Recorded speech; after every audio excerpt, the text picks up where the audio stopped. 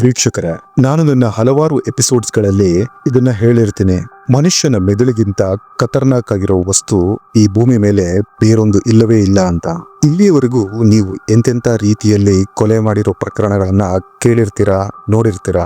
ನಂತರ ಅದನ್ನ ಬೇರೆ ಬೇರೆ ರೀತಿಯಲ್ಲಿ ಡಿಸ್ಪೋಸ್ ಮಾಡೋ ರೀತಿನೂ ಕೇಳಿರ್ತೀರಾ, ನೋಡಿರ್ತೀರಾ. ಡ್ರಮ್ ಅಲ್ಲಿ, ಟ್ರಂಕ್ ಅಲ್ಲಿ, ಬ್ಯಾಗ್ ಅಲ್ಲಿ, ಬೆಡ್ ಬಾಕ್ಸ್ ಅಲ್ಲಿ, ಫ್ರಿಡ್ಜ್ ನಲ್ಲಿ, ಈವನ್ ಕುಕ್ಕರ್ ನಲ್ಲೂ ಮನುಷ್ಯನ ದೇಹ ಸಿಕ್ಕಿರೋ ಕೇಸಸ್ಗಳಿವೆ.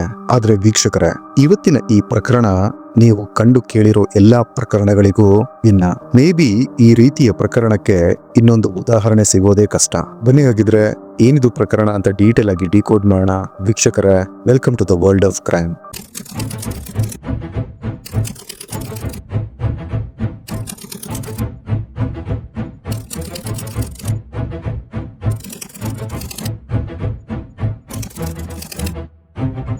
ಈ ಕತೆ ಶುರುವಾಗೋದು ಕರ್ನಾಟಕದ ಮೈಸೂರು ಜಿಲ್ಲೆಯಿಂದ.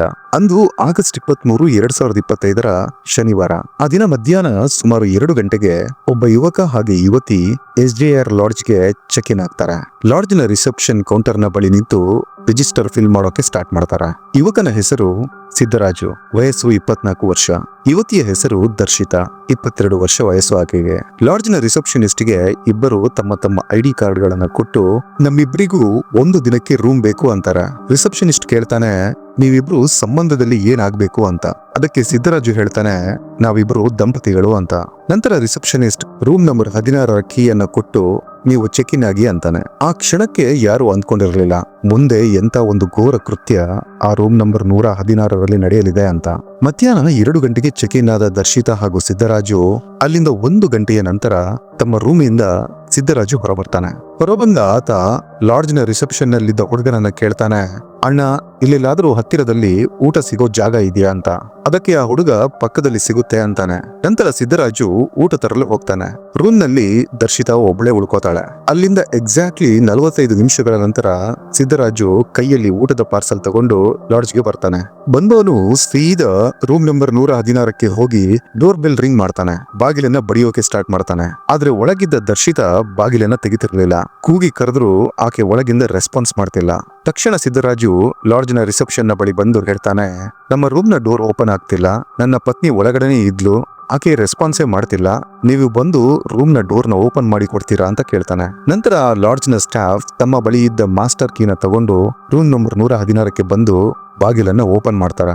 ಬಾಗಿಲು ಓಪನ್ ಮಾಡ್ತಿದ್ದಂತೆ ಅಲ್ಲಿಯ ದೃಶ್ಯ ಕಂಡು ಲಾಡ್ಜ್ ನ ಸ್ಟಾಫ್ ಹಾಗೂ ಸಿದ್ದರಾಜು ಬೆಚ್ಚಿ ಬಿದ್ದಿದ್ರು.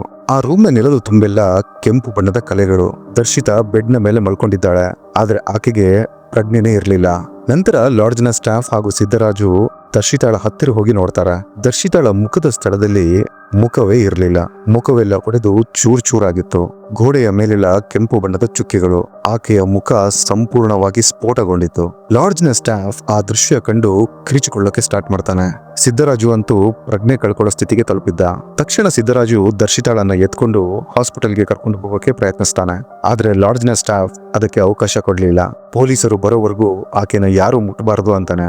ತಕ್ಷಣವೇ ಲಾಡ್ಜ್ ನ ಸ್ಟಾಫ್ ಪೊಲೀಸರಿಗೆ ಫೋನ್ ಮಾಡಿ ವಿಷಯ ತಿಳಿಸ್ತಿದ್ದಂತೆ ಕೆಲವೇ ನಿಮಿಷಗಳಲ್ಲಿ ಪೊಲೀಸರು ಸ್ಪಾಟ್ಗೆ ಬರ್ತಾರೆ. ರೂಮ್ ನ ಒಳಗೆ ಬಂದ ಪೊಲೀಸರಿಗೂ ದರ್ಶಿತಾಳ ದೇಹವನ್ನ ನೋಡಿ ಶಾಕ್ ಆಗತ್ತೆ. ಮುಖವಿಲ್ಲದ ಶವ. ದೇಹದ ಬೇರೆ ಯಾವ ಜಾಗಕ್ಕೂ ಹಾನಿಯಾಗಿಲ್ಲ, ಕೇವಲ ಮುಖ ಮಾತ್ರ ಸ್ಫೋಟಗೊಂಡಿದೆ.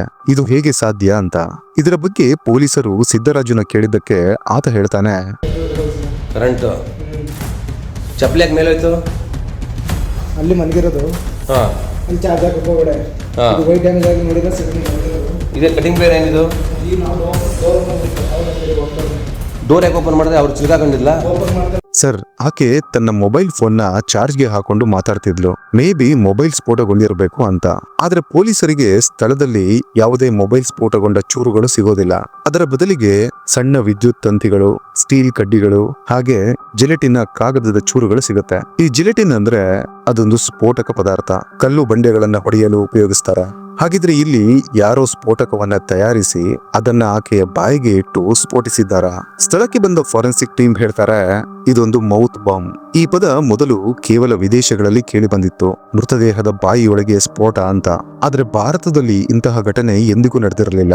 ಇದು ಕೇವಲ ಒಂದು ಕ್ರೈಮ್ ಸೀನ್ ಅಲ್ಲ, ಮಾನವ ಕ್ರೌರ್ಯದ ನವೀನ ರೂಪ ಅಂತಾರೆ. ಪೊಲೀಸರು ಸಿದ್ದರಾಜುನ ಇನ್ನೂ ವಿಚಾರಿಸಿದಾಗ ಆತ ಹೇಳ್ತಾನೆ, ನಾವು ಮಾಸ್ಟರ್ ಕೀ ಯೂಸ್ ಮಾಡಿ ಒಳ ಬಂದಾಗ ಆಕೆಯ ಮೊಬೈಲ್ ಸ್ಫೋಟವಾಗಿತ್ತು. ನಾನು ಆಕೆನ ಹಾಸ್ಪಿಟಲ್ಗೆ ಎತ್ಕೊಂಡು ಹೋಗೋ ಪ್ರಯತ್ನ ಪಟ್ಟೆ, ಆದ್ರೆ ಲಾಡ್ಜ್ನವರು ಬಿಡ್ಲಿಲ್ಲ ಅಂತಾನೆ.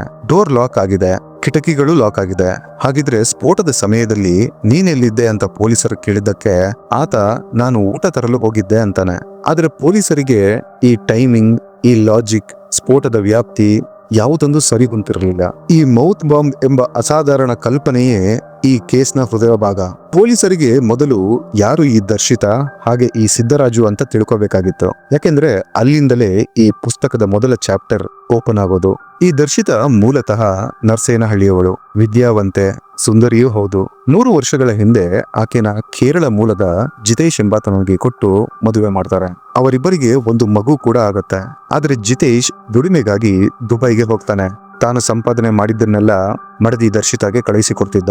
ಬದುಕು ಚೆನ್ನಾಗೇ ನಡೀತಿತ್ತು. ಆದ್ರೆ ದರ್ಶಿತಾಗೆ ವಿವಾಹಕ್ಕೂ ಮೊದಲು ಆಕೆ ಬಾಳಲ್ಲಿ ಮತ್ತೊಬ್ಬ ವ್ಯಕ್ತಿ ಇದ್ದ.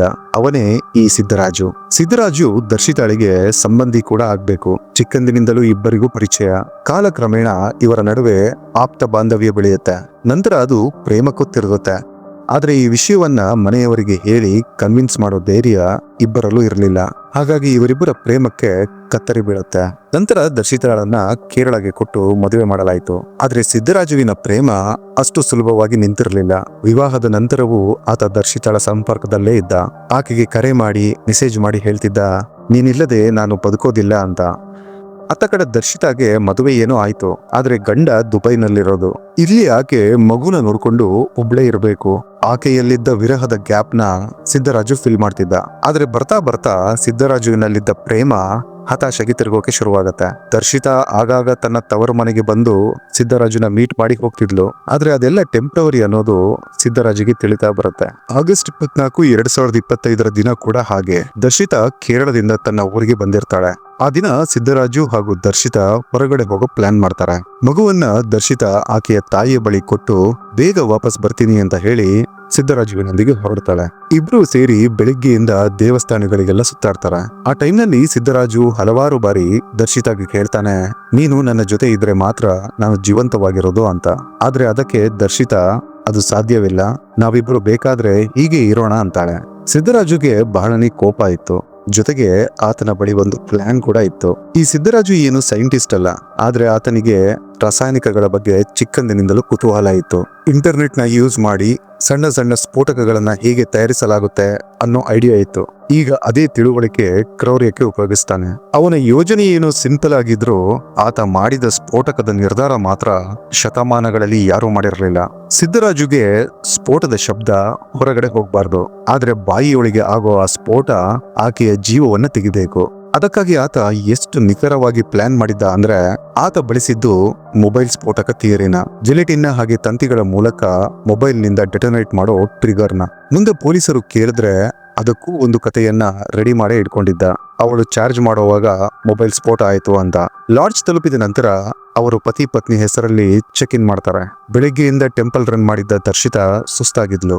ಆದ್ರೆ ಸಿದ್ದರಾಜು ಮಾತ್ರ ಮನಸ್ಸಲ್ಲಿ ನಿರ್ಧರಿಸಿದ್ದ, ಇವತ್ತು ಮಾಡಿಲ್ಲ ಅಂದ್ರೆ ಇನ್ಯಾವತ್ತೂ ಆಗಲ್ಲ ಅಂತ.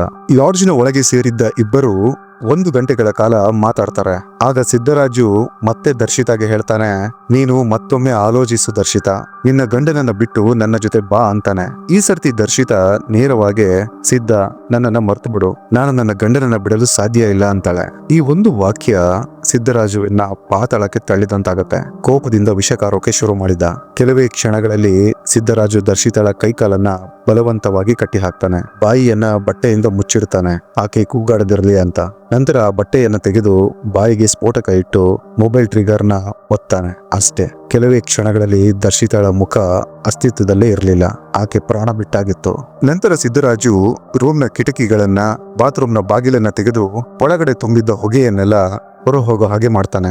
ಸ್ಫೋಟದ ಶಬ್ದ ಹೊರಗಡೆ ಕೇಳಿಸಿರ್ಲಿಲ್ಲ. ನಂತರ ಬಾಗಿಲನ್ನ ಎಳ್ಕೊಂಡು ಹೊರ ನಡೀತಾನೆ. ಡೋರ್ ಲ್ಯಾಚ್ ಲಾಕ್ ಆಗತ್ತೆ. ಅದನ್ನ ಒಳಗಿಂದ ಯಾರಾದ್ರೂ ತೆಗಿಬೇಕು, ಇಲ್ಲ ಅಂದ್ರೆ ಹೊರಗಡೆ ಹೋಗಿರೋ ವ್ಯಕ್ತಿ ತನ್ನ ಬಳಿ ಇರೋ ಕೀ ಯೂಸ್ ಮಾಡಿನೇ ತೆಗಿಬೇಕು. ನಂತರ ಲಾಡ್ಜ್ನ ರಿಸೆಪ್ಷನಿಸ್ಟ್ ನ ಬಳಿ ಊಟಕ್ಕಾಗಿ ಹೋಟೆಲ್ ಎಲ್ಲಿದೆ ಅಂತ ಕೇಳಿ ಊಟ ತರಲು ಹೋಗ್ತಾನೆ. ಎಲ್ಲವೂ ನಟನೆಯೇ. ಆದ್ರೆ ಸಿದ್ದರಾಜು ಮರೆತಿದ್ದ ಒಂದು ಬಹುಮುಖ್ಯ ಅಂಶ ಅಂದ್ರೆ ಸ್ಫೋಟದ ಹೊಗೆ ಏನೋ ರೂಮ್ ನಿಂದ ಹೊರ ಹೋಗಿತ್ತು, ಆದ್ರೆ ಗೋಡೆಯ ಮೇಲೆ ಆ ಸ್ಫೋಟದ ಅವಶೇಷಗಳು ಹಾಗೆ ಉಳ್ಕೊಂಡಿತ್ತು. ಇದೇ ಫಾರೆನ್ಸಿಕ್ ಟೀಮ್ಗೆ ಕೀ ಎವಿಡೆನ್ಸ್ ಆಗತ್ತೆ. ನಂತರ ಪೊಲೀಸರು ರೂಮ್ ನಂಬರ್ 116 ಸೀಲ್ ಮಾಡ್ತಾರೆ. ಈವನ್ ಫಾರೆನ್ಸಿಕ್ ಟೀಮ್ಗೂ ಸಹ ಇದು ಹೊಸ ಎಕ್ಸ್ಪೀರಿಯನ್ಸ್. ತನಿಖಾಧಿಕಾರಿಗಳು ಮೀಡಿಯಾಗೆ ಹೇಳ್ತಾರೆ, ನಾವು ಈ ತರಹದ ಕೊಲೆ ಪ್ರಕರಣವನ್ನ ಯಾವತ್ತೂ ನೋಡಿರಲಿಲ್ಲ ಅಂತ. ಸಿದ್ದರಾಜುನ ಬಳಿ ಪೊಲೀಸರು ಎಷ್ಟೇ ಪೊಲೈಟ್ ಆಗಿ ಕೇಳಿದ್ರು ಆತ ಹೇಳ್ತಿದ್ದು ಒಂದೇ, ಆಕೆ ಮೊಬೈಲ್ ಫೋನ್ ನ ಚಾರ್ಜ್ಗೆ ಹಾಕಿದ್ಲು, ಅದರಿಂದಲೇ ಈ ಸ್ಫೋಟ ನಡೆದಿರೋದು ಅಂತ. ಆದ್ರೆ ಪೊಲೀಸರು ಹೇಳ್ತಾರೆ, ನೀನು ಹೇಳ್ತಿರೋ ಕತೆಗೂ ರೂಮ್ ನಲ್ಲಿ ಸಿಕ್ಕಿರೋ ಸಾಕ್ಷಿಗಳಿಗೂ ತಾಳೇನೆ ಆಗ್ತಿಲ್ವಲ್ಲ ಅಂತ. ಸಿದ್ದರಾಜುನ ಮೊಬೈಲ್ ಫೋನ್ ನ ಪೊಲೀಸರು ಆಲ್ರೆಡಿ ವಶಕ್ಕೆ ತಗೊಂಡಿದ್ರು. ಅದರಲ್ಲಿ ದರ್ಶಿತಾಳೊಂದಿಗೆ ಮಾಡಿದ್ದ ಹಲವಾರು ಚಾಟ್ಸ್ ಗಳು ಪೊಲೀಸರಿಗೆ ಸಿಗುತ್ತೆ. Next day complete forensic report ಕೂಡ ಪೊಲೀಸರ ಕೈಗೆ ಸಿಗುತ್ತೆ. ಅದರಲ್ಲಿ ಅಮೋನಿಯಂ ನೈಟ್ರೇಟ್ ಹಾಗೆ ನೈಟ್ರೋಗ್ಲಿಸರಿನ್ ಅಂಶಗಳು ದರ್ಶಿತಾಳ ಮುಖದಲ್ಲಿ ಸಿಕ್ಕಿತ್ತು. ಈವನ್ ಫಾರೆನ್ಸಿಕ್ ಟೀಮ್ಗೆ ಸಿದ್ದರಾಜುನ ಮೊಬೈಲ್ ನಲ್ಲಿ ಸ್ಫೋಟಕ ಟ್ರಿಗರ್ ಮಾಡಲು ಬೇಕಾಗಿದ್ದ ಆಪ್ ಕೂಡ ಪತ್ತೆಯಾಗತ್ತೆ. ಪೊಲೀಸರು ಈ ಫಾರೆನ್ಸಿಕ್ ರಿಪೋರ್ಟ್ ನೋಡಿಯೇ ಒಂದು ಕ್ಷಣ ಮೌನವಾಗಿದ್ರು. ಅದೇ ದಿನ ಸಂಜೆ ಪೊಲೀಸರು ಸಿದ್ದರಾಜುನ ಕಸ್ಟಡಿಗೆ ತಗೊಂಡು ವಿಚಾರಣೆಗೆ ಒಳಪಡಿಸ್ತಾರೆ. ಆತನ ಮುಂದೆ 2 ಫೋಟೋಗಳನ್ನ ಇಡ್ತಾರೆ. ಒಂದು ದರ್ಶಿತಾಳ ಸ್ಫೋಟದ ಮುಖದ ಚಿತ್ರ, ಮತ್ತೊಂದು ಲಾಡ್ಜ್ನ ಚೆಕ್ ಇನ್ ಬುಕ್ ನಲ್ಲಿ ಹಾಕಲಾಗಿದ್ದ ಪತಿ ಹಾಗೆ ಪತ್ನಿಯ ಸಹಿ. ಸಿದ್ದರಾಜು ಕೆಲ ನಿಮಿಷ ಆ ಫೋಟೋಗಳನ್ನ ನೋಡಿ, ಹೌದು ಸರ್, ನಾನೇ ಮಾಡಿದ್ದು ಅಂತ ಒಪ್ಕೋತಾನೆ. ಆದ್ರೆ ಯಾಕೆ ಅಂತ ಕೇಳಿದ್ದಕ್ಕೆ ಸಿದ್ದರಾಜು ಹೇಳ್ತಾನೆ, ನಾನು ದರ್ಶಿತಾಳನ್ನ ಬಹಳನೇ ಪ್ರೀತಿಸ್ತಿದ್ದೆ. ಆಕೆ ಇಲ್ಲದೆ ನನಗೆ ಬದುಕೋಕೆ ಸಾಧ್ಯವಿಲ್ಲ. ಆದ್ರೆ ಆಕೆ ಮಾತ್ರ ನನ್ನ ಪ್ರೀತಿಯನ್ನ ಎರಡನ್ನೂ ತಿರಸ್ಕರಿಸಿದ್ಲು. ನಾನು ಯೋಚಿಸಿದ್ದೆ, ಅಟ್ಲೀಸ್ಟ್ ನಾನು ಸಾಯೋದರ ಒಳಗೆ ಆಕೆ ನನ್ನವಳಾಗ್ಬೇಕು ಅಂತ. ಆದ್ರೆ ಅದು ಕೊನೆಗೂ ಸಾಧ್ಯವಾಗ್ಲಿಲ್ಲ. ಆಕೆ ನನ್ನವಳಾಗಿ ಉಳಿಲಿಲ್ಲ ಅಂದ್ರೆ ಬೇರೆ ಯಾರದ್ದು ಆಗ್ಬಾರ್ದು ಅಂತ ನಿರ್ಧರಿಸಿ ಈ ರೀತಿ ಮಾಡಿದೆ ಅಂತಾನೆ. ಸಿದ್ದರಾಜುನ ತಪ್ಪೊಪ್ಪಿಗೆಯ ನಂತರ ಪೊಲೀಸರು ಆತನ ಮನೆಯನ್ನ ಸರ್ಚ್ ಮಾಡ್ತಾರೆ. ಅಲ್ಲಿ ಜಿಲೆಟಿನ್ನ ಸ್ಟಿಕ್ ನ ಅಂಶಗಳು, ಎಲೆಕ್ಟ್ರಿಕ್ ತಂತಿಗಳು, ಕೆಲವೊಂದು ರಿಟರ್ನ್ ಡಾಕ್ಯುಮೆಂಟ್ಸ್ಗಳು ಪೊಲೀಸರಿಗೆ ಸಿಗುತ್ತೆ. ಅದರಲ್ಲಿ ಆತ ಸ್ಫೋಟದ ಪ್ಲಾನ್, ಕೇಬಲ್ ನ ಉದ್ದ ಹಾಗೆ ಡೆಟೋನೇಟರ್ ನ ಟೈಮ್ ಎಲ್ಲವನ್ನೂ ಬರೆದಿದ್ದ. ನಂತರ ಪೊಲೀಸರು ಸಿದ್ದರಾಜುವಿನ ಸ್ಟೇಟ್ಮೆಂಟ್ ನ ರೆಕಾರ್ಡ್ ಮಾಡಿ ಮ್ಯಾಜಿಸ್ಟ್ರೇಟ್ ಮುಂದೆ ಪ್ರೆಸೆಂಟ್ ಮಾಡ್ತಾರೆ.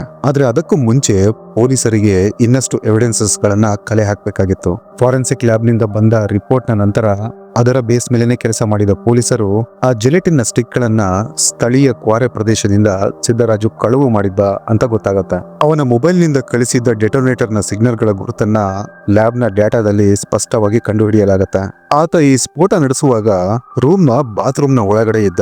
ಅಲ್ಲಿಂದ ತನ್ನ ಮೊಬೈಲ್ ನಲ್ಲಿ ಸ್ಫೋಟದ ಬಟನ್ ನ ಒತ್ತಿದ್ದ.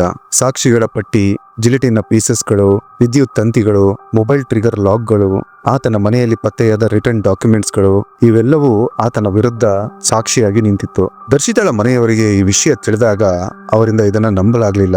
ಆಕೆಯ ತಾಯಿಯ ನೋವನ್ನ ನಮ್ಮಿಂದ ಊಹೆ ಕೂಡ ಮಾಡೋಕ್ಕಾಗಲ್ಲ. ಸಿದ್ದರಾಜು ಈಗ ರಾಷ್ಟ್ರ ಮಟ್ಟದಲ್ಲಿ ಫೇಮಸ್ ಆಗಿದ್ದ. ಇದು ನಿಜಾನಾ ಅಥವಾ ಕಲ್ಪನೆನಾ ಅಂತ ಜನ ಮಾತಾಡ್ತಿದ್ರು. ವೀಕ್ಷಕರೇ, ಪ್ರೀತಿ ಅಂದ್ರೆ ಅದು ಜೀವ ಕೊಡೋ ಶಕ್ತಿ. ಆದ್ರೆ ಅದೇ ಪ್ರೀತಿ ಕಾಮಕ್ಕೆ, ಸ್ವಾರ್ಥಕ್ಕೆ ಬದಲಾದ್ರೆ ಕೊನೆಗೆ ಅದು ಸ್ಫೋಟವೇ ಆಗೋದು. ಈ ಕೇಸ್ನಂತೆ ಭಾರತದ ಕ್ರೈಮ್ ಇತಿಹಾಸದಲ್ಲೇ ಅತಿ ವಿಚಿತ್ರ, ಅತಿ ಕ್ರೂರ ಮತ್ತು ಅತಿ ಭಯಾನಕ ಕೇಸ್ಗಳ ಪಟ್ಟಿಗೆ ಈ ಪ್ರಕರಣ ಕೂಡ ಸೇರುತ್ತೆ. ವೀಕ್ಷಕರೇ, ಇದಾಗಿತ್ತು ಇವತ್ತಿನ ಎಪಿಸೋಡ್. ಈ ಕೇಸ್ನ ಬಗ್ಗೆ ನಿಮ್ಮ ಅಭಿಪ್ರಾಯಗಳನ್ನ ಕಾಮೆಂಟ್ ಸೆಕ್ಷನ್ ನಲ್ಲಿ ತಿಳಿಸಿ ಅಂತ ರಿಕ್ವೆಸ್ಟ್ ಮಾಡ್ತಾ ಸಿಗ್ತೀನಿ ಮುಂದಿನ ಎಪಿಸೋಡ್ ನಲ್ಲಿ. Till then take care.